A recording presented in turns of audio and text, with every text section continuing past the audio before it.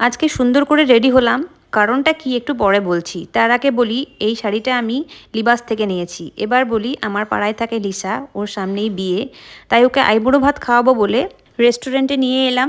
আর আগের থেকেই দুটো থালি আমরা অর্ডার দিয়ে দিয়েছিলাম ফোন করে, কারণ জেনারেলি এই সমস্ত রেস্টুরেন্টে থালিটা খুব একটা বানানো হয় না স্পেশাল ওকেশন ছাড়া। যাদের সামনে বিয়ে আসছে তাদের খুশি দেখছো তো, ওরা দুজনে যে কি খুশি বিয়ে করবে বলে, সেটা তোমরা নিশ্চয়ই দেখতে পেলে।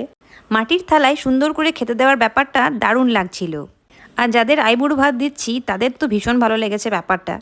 তবে আমার একটু ডাউট ছিল যে এই রেস্টুরেন্টে থালি সিস্টেমে খাবার তো অর্ডার দিচ্ছি, তবে কীরকম খাবারের কোয়ালিটি বা খেতে কেমন হবে সেটার ব্যাপারে একটু সন্দেহ আমার ছিল। বাট যখন টেস্ট করলাম খাবারগুলো, ও মাই গড, এত ভালো খাবারের টেস্ট ছিল যে কি বলবো। প্রত্যেকটা খাবার অসাধারণ করেছিল। বিশেষ করে ভালো লেগেছিল আমার ডালটা, পাবদা মাছটা, আর সাথে একটু মাটনটা একটু ঝাল ঝাল করেছিল, একটু অন্য টাইপের, ঠিক বাঙালি স্টাইলে করেনি। বাকি খাবারগুলো একদম অসাধারণ করেছিল।